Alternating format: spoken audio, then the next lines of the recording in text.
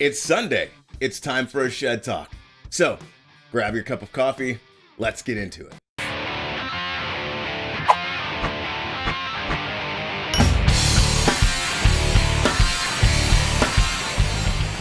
Welcome back to the Jam Shed, everybody. So glad you're here for today's or this week's episode of Shed Talk. And we're going to cover three topics. I think the top is I want to talk about Spectre Sound Studios, which is Glenn Fricker. He released the part 2 of his shootout video that featured a high-end McCarty PRS model. They're like $5,000, and then it did the SE model of, I don't think it was a McCarty, but it was just a PRS SE, which is an affordable model. And then it included a Dark Horse, which is his beloved SG copy by Harley Benton. It's a really cool guitar. I think Glenn has stumbled onto something that was fantastic, and he'll break down those features. The second part of the video, I want to talk a little bit about Boss's release of this plug-out effects pedal. That's been a little bit polarizing. I think people are on the fence with this pedal, so I'm curious to explore that a little bit. And then the last topic I want to discuss are some upcoming things with the channel and where we're headed with some videos for this week. So let's get right into it. Let's talk about Glenn's video. I love that Glenn drops the same content and the same themes. He really does stick to this tone moniker and what you can use these things for in the studio. And he's very clear.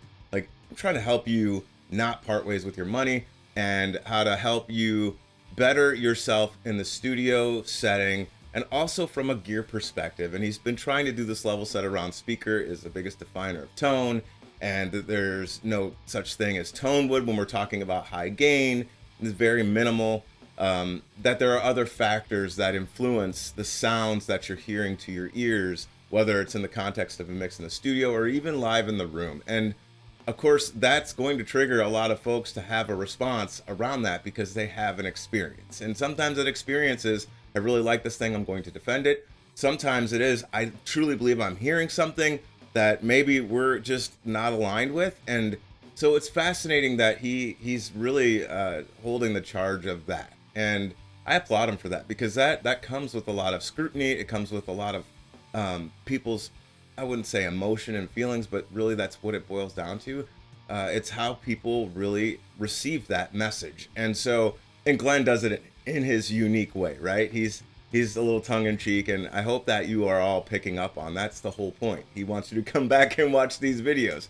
And so I want to talk a little bit about some of the things he unpacked there because I thought it was fascinating that he took a guitar to gear straight. I'm not going to unpack the whole video by any stretch. He had those three guitars. It was a blind shootout. He allowed his viewers to comment and react, and they took it to some experts at Gear Street, this conference with YouTubers and brands that just join together and hang out and talk about all things gears. I'd love to go there someday and check that out. But it was fascinating to just hear their responses. A lot of them were able to, in different, if you're talking about clean and then edge of breakup and gain, it was just interesting to hear their thoughts on it. And again, in some respects, the $5,000 PRS with the beautiful tone, it was gorgeous, by the way. It beat out in one of the tests or something like that. Watch the video. But it was just fascinating to hear these folks that would have the ears, I would say, and I'm not saying you don't have the ears, you probably do.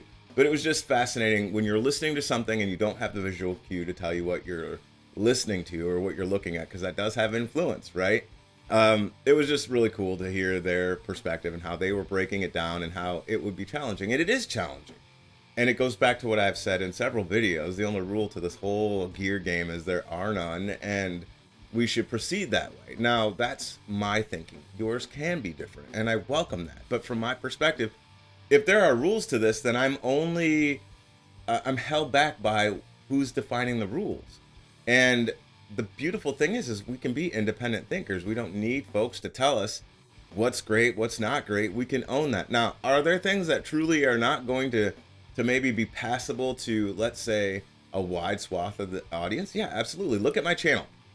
We launched like 4 weeks ago. I have 22 subscribers. Let me compare that to where Glenn is. He's like 600,000 plus subscribers. Now, there's not a comparison I'm making here about where he is and where I am. It's more so about making the comparison of that folks who are passionate about something will follow.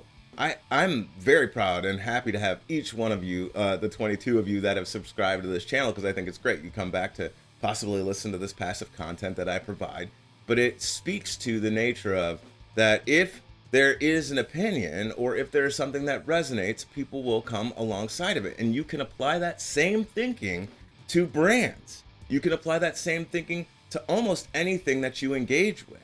I mean, if you're passionate about something, you have an opinion of it. But often there are some folks that are writing those rules. If you're playing a sport, someone has written those rules. If you're taking guitar lessons, someone has written rules or a format for you to follow that becomes a standard, and the standard becomes that for a reason. It's because it's what people have known and understand to attain whatever it is they're after, right? We have instructions for a reason, but there are people who come alongside of that and blow the whole thing up and do it their own way. And you could say that about lots of figures throughout history that don't even deal with gear. I mean, let's talk about gear. Leo Fender's a perfect example of that. Look at all the innovations he had. And he even broke his own rules. You know, you look at G&L, and while there's the bones of Fender are there, G&L is its own thing. Now, I recognize in just saying that there will be people that are throwing their coffee at the screen right now going, I can't believe you're saying that. Well, I am. It's because Fender said, hey, when I started this thing, I wanted to continue to innovate. And yes, the Stratocaster could be considered standard by many people's opinions. And it is a highly replicated guitar, and it's a high selling guitar and all the rest of it, right? And brands have come behind that and they have done their own thing. But it goes back to what I was saying. The only rule to this from my perspective is there are no rules, but we have folks that play by rules and come back and have an opinion and find those that have a like-minded opinion. I choose to say, be a free thinker, explore, and don't be held by what somebody is telling you. There is definitely a huge benefit to listening to what people say, and there is there's a parallel benefit to that, because it can get you where the direction you want to go. Because sometimes we start things and we just don't know where we're going to go with it, and so it is great to have some sort of guide to get you down that pathway. I think the challenge is there are lots of people and there are lots of opinions, and those opinions become consensus, and then that consensus becomes standard. And I think that is the one thing that if I were to add anything to this space is to say that that is a good thing. That's not a bad thing. But at the same time, we've got to be able to step outside of that and say, yeah, well, that's the standard. What is the value in all of these other things?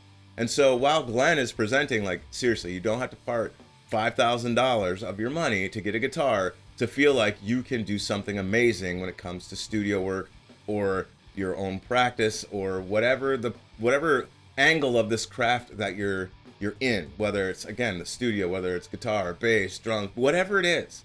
You don't have to spend an exuberant amount of money, and you don't have to ascribe to the marketing machine and what it's telling you.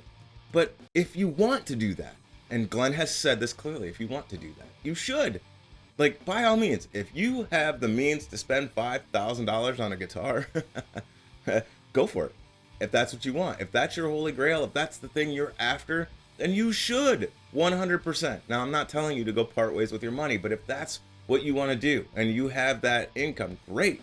I think where Glenn comes into this whole argument is, and it gets a little terse, is when he basically says you're wrong, and that's how it's perceived. He's not actually saying you're wrong. He's just saying, stop. You don't have to. You don't have to.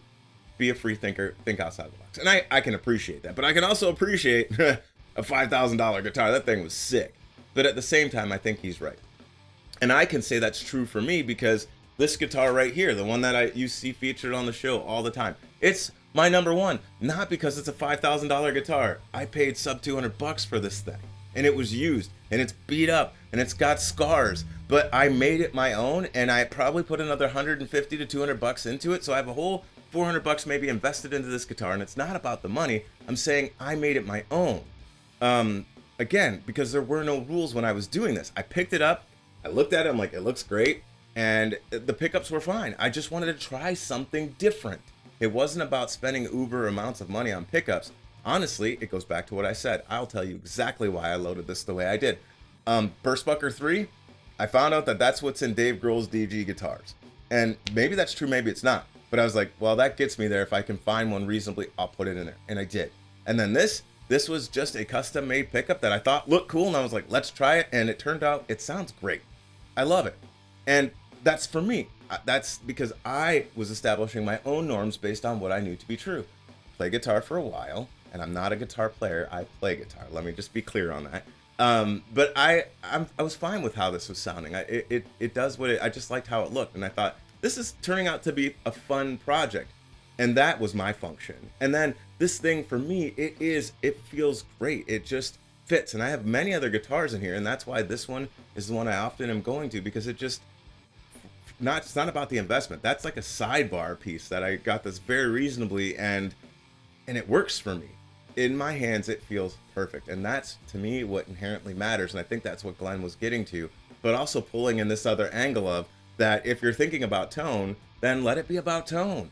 If you want to explore, then explore. Because if you're thinking the $5,000 guitar is going to sound inherently better than the other, I heard things like it's going to sit different in the mix and all of those things. But there's post-processing for that, right? So at the end of the day, if it looks good, sounds good, plays good, feels good, then it's good. I'm not going to labor that any further, but I'll close this portion of our topic out with saying this, that I think that Glenn is onto something, and I think he's right. I think that he's right in the sense of continue to be curious and continue to explore, and you don't have to spend tons of money to get there, and you don't have to do it overnight. So we'll leave that topic there. I just thought it was a cool video that you had some experts in the room that I would consider experts, and that have these ears. To my ears, I just thought, you know what, I'm not really hearing a significant enough difference. He's not wrong, and he has a budget guitar that he feels the same as I feel about this guitar. And again, I would love for each and every one of you to get to that place, but at the same time, you can just look behind me and you could say, well, Ray, you're kind of a hypocrite here. You're saying that you should do all budget stuff, and here you have the murder's row of Mesa rectifiers in the 2-channel class. You're right. You want to know why? Because I wanted them, and I got them. And that little amp up there, that is an amp I built, and it's the one I play most on the channel. I'm featuring the triple rectifier because that clean channel, I just think it works really well. That thing up there doesn't have a clean channel. That is just gain. And then this little guy, which I have not featured much on the channel, and we'll get it on here soon, but I built these two amplifiers here, and I use them all the time off camera. They're my go-tos. I have these, and I try to give everything I have love as much as I possibly can, because then again, it goes back to this thing of gear acquisition and all the rest of it. All right, we've talked a lot about that topic. Let's move on to topic number 2. So Boss drops this new pedal called the plug out. It's effects pedal, and basically you can load overdrives and whatever sounds into it, and the caveat is that there's some expense to doing that. It's this subscription-based thing that we're seeing over and over and over again. And hey, listen, these companies have to make money one way or the other. And I'll point back to a viewer's comment around modelers and pedals, and that you have these like this pedal right here. We're gonna have this on the channel here soon. This was one that's coming. I shouldn't have let this cat out of the bag, but we'll have this guy on the channel at some point. But it was funny because a viewer said that he called them not having 8 bajillion shoe boxes on the stage to do the tap dance when you're trying to switch between the different pedals. And again, what a great comment. It's the most underrated comment I think I've ever heard when you're describing pedals versus modelers. And then you have this thing about should they be included in this new era of gear.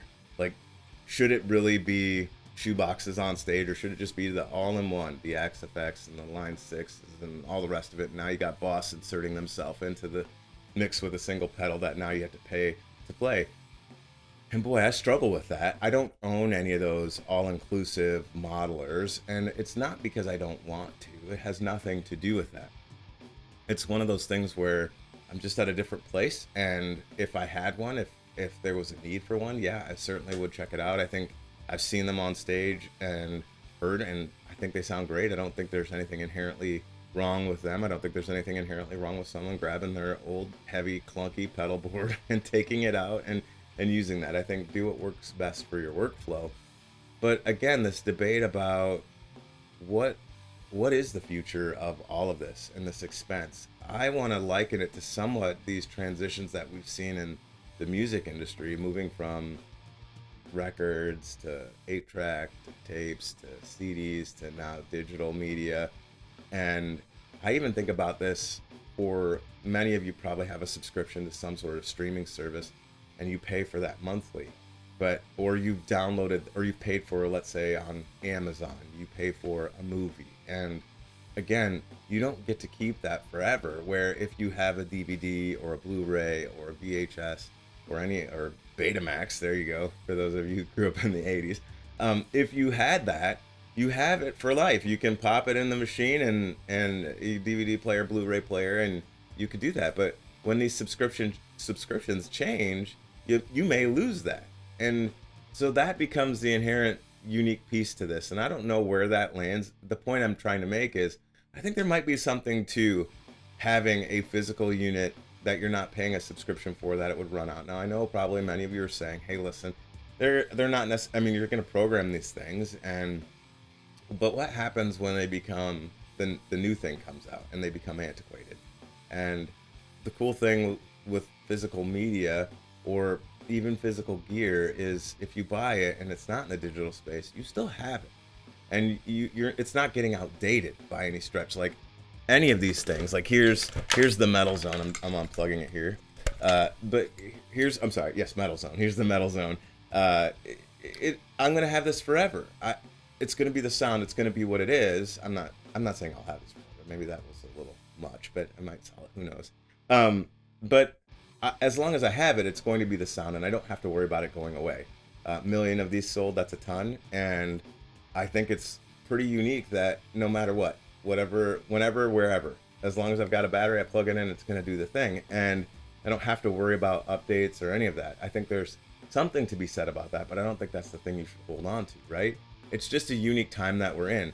This whole digital age of things sounding great, plugins sounding great when it comes to tones for guitar, and even the modeling of channel strips. You know, you have large consoles like Neve and SSL that are being modeled now, and they sound great. But at the end of the day, these manufacturers, they have to make their money, and this is one way that they can do it. And with the change of technology, yes, there's going to be change in capability of software. That's going to be a thing. But it is fascinating times that we're living in, where everything we're doing is pay to play, and it's becoming more of the norm. And so I wonder, when it comes from this gear space, my inquisitive question is, what does that look like for the future? Will we be enthusiastic? Will this level set? Will it continue to level up?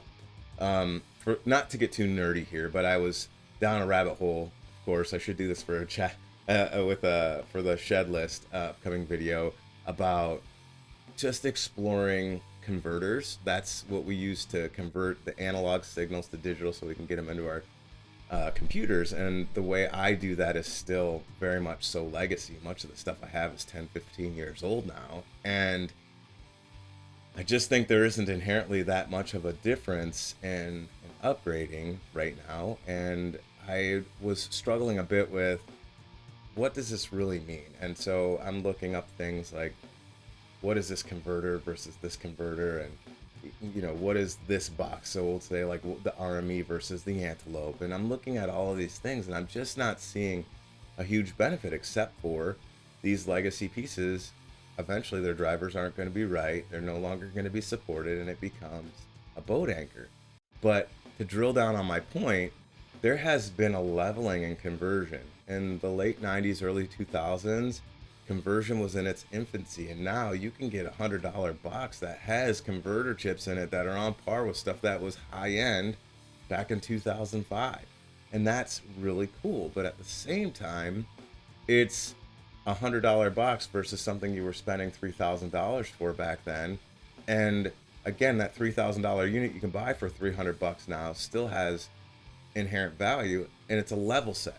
So that's what I'm drilling down on right now, is that there's a level set that has happened in conversion. It's not necessarily getting better, it's frozen in time.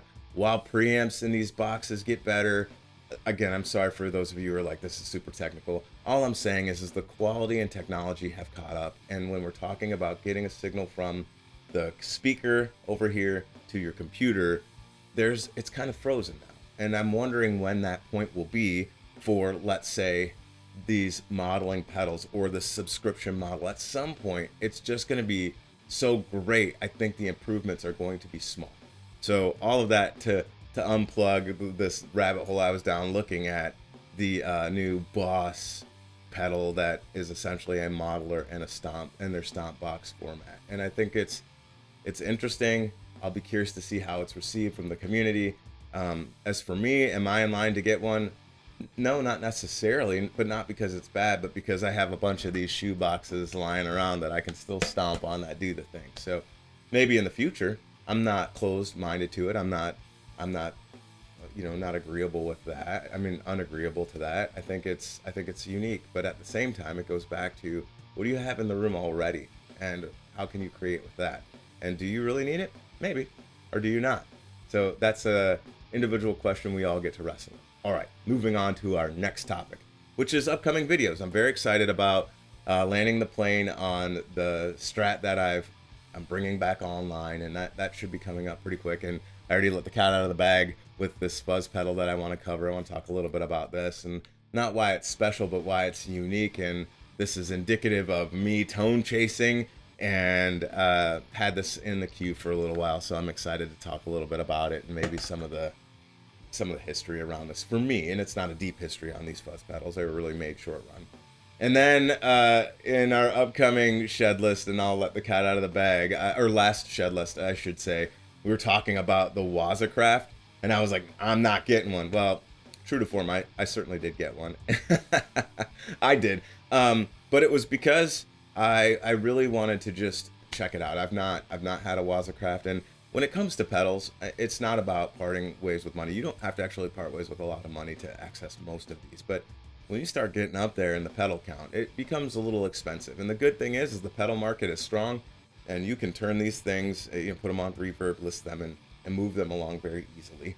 But I did get a WazaCraft, and I didn't get two pedals to compare it to, but I just wanted to hear the differences in circuits and see how close it is to some of these other Boss pedals when it comes to sounds, and maybe a couple of the others that I feature here, like the Tube Screamer and all the rest of it when we're doing the grudge matches. So I do want to give that small confession here that yes, tone acquisition, curiosity, and gear acquisition got the best of me after going down that rabbit hole. And while that doesn't happen very often these days, and especially because I know that many of these tones can be unlocked, and it's been evident. If you watched my video I dropped yesterday in the grunge and metal zone, they were really similar.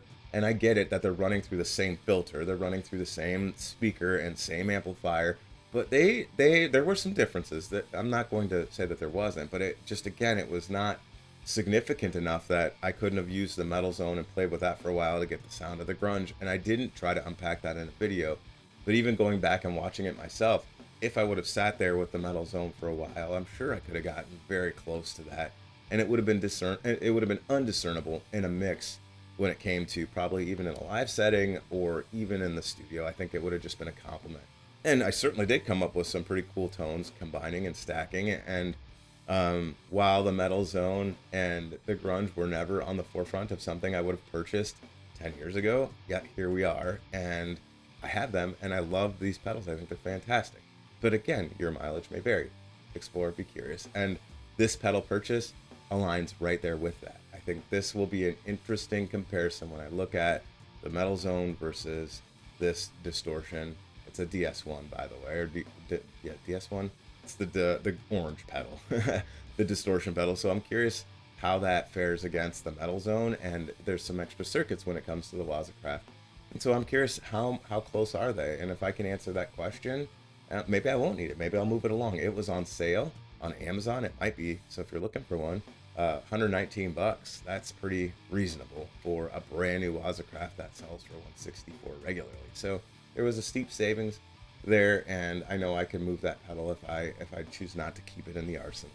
It's probably not going anywhere, by the way. It's just expanding the tone palette. So I've got this metal zone that's orange and black, and then we have the Boss over here that is also orange and black. So maybe there's not too much of a difference. And I have not unpacked this thing yet. We'll do that in an upcoming video, likely this week, and we're gonna have some fun with it. Well, ladies and gentlemen, I have kept you for about 25 minutes here. We're gonna land the plane on today's Shed Talk. I hope you enjoyed it. I hope you were able to get through your cup of coffee. And hey, the work week is just around the corner. I hope you're enjoying time with friends, family, and doing the hobbies that you love and getting geared up and excited for the things that you've got coming this week. And I'll look forward to seeing you on the next one. Take care, everybody.